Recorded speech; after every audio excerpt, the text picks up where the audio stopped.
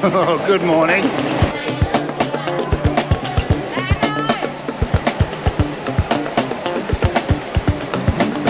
And that, ladies and gentlemen, is the foyer of a busy budget hotel. And we're just off now to grab a coffee. This is Orchard Road, and this Orchard Central little shopping mall here has the MRT in the basement. 100 metres from my hotel, and there are some pretty good, well, reasonably good coffee places in here.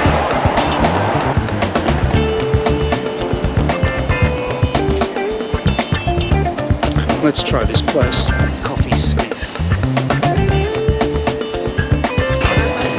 Can I have a small latte, please? Yeah, thanks. To take away, thank you. $7. $7. That's about $4.90 US. And a bit further down there, where I was getting my coffee before the last two mornings, it was $5.50. So it's pretty expensive. It better be good. That sculpture's called Tall Girl. All right, first sip.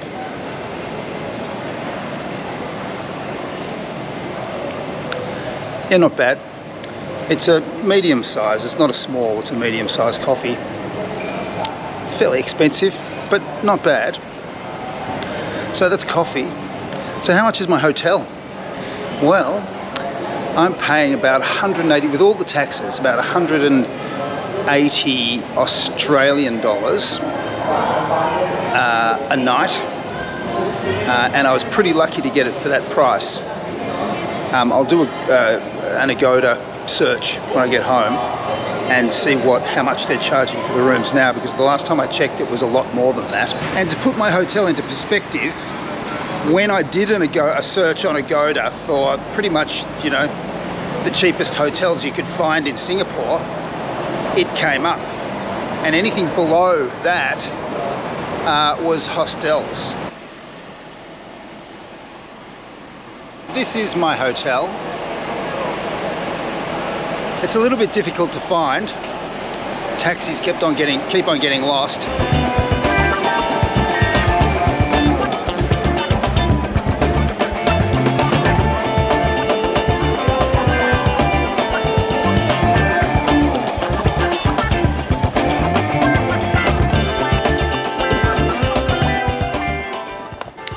This is my room. I'll show you, warts and all. I'm kind of packing and getting ready to leave. That's the kooky water dispenser, hot water and cold water. TV, bed. Absolutely fantastic internet. Bathroom. It's all adequate, it's all pretty good. 180, including taxes, a night. And my hotel in Jakarta is, well, before taxes, is $23 Australian a night. So these are Australian prices. So I've actually come to Singapore the week after the F1 Grand Prix. And I think I got lucky with the hotel prices, because I just checked Agoda, and if I wanted to stay in this room for one more night, it's costing me 180 Australian dollars for last night, and it would be 257 Australian dollars for tonight. And this is down the lower end. So that's the expensive part of Singapore. And taxis were a lot less than I thought they'd be. So I'm in a taxi on the way to the airport, and I got the hotel to call the taxi for me, and so the call charge was $2.20. That's not paid to the hotel, it's paid to the taxi. Yeah, I'm just talking to my GoPro though. Sorry. How much was the meter when I got into the taxi? $4.10 plus the $2.30. Okay, right. It's $4.10. And he was saying that that's what it costs to get into a taxi if you hail it on the street. And he was saying it's a little bit less, about $3.80 if the taxi's older. The taxi arrived within like 2 or 3 minutes of the call, and I could hear the call, and it was because it was on hands-free at the hotel, and it was just totally automated. It was fantastic. It's a very good experience. So I'll let you know how much it costs from Orchard Road to the airport. So we're here at the airport. How much is that?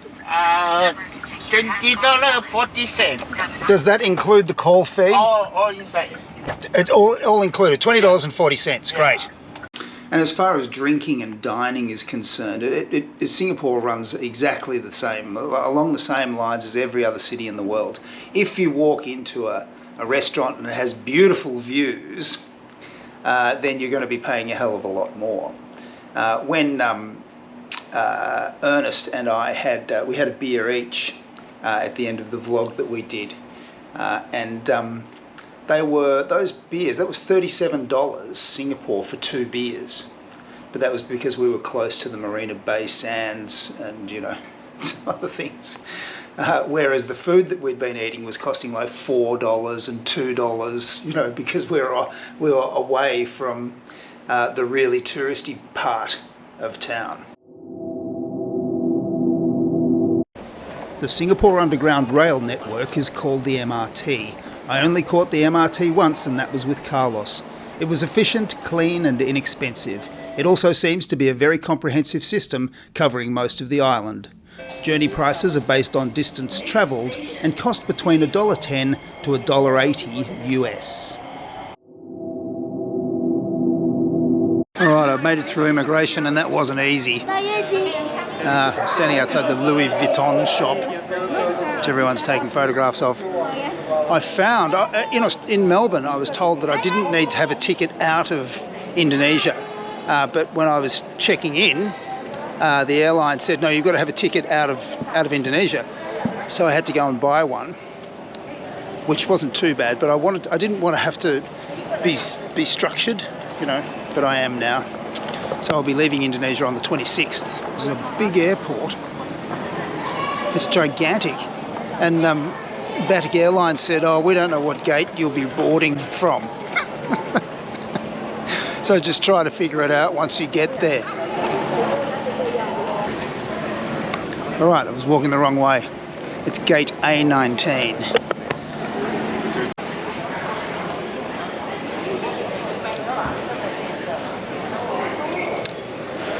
Time for something to eat.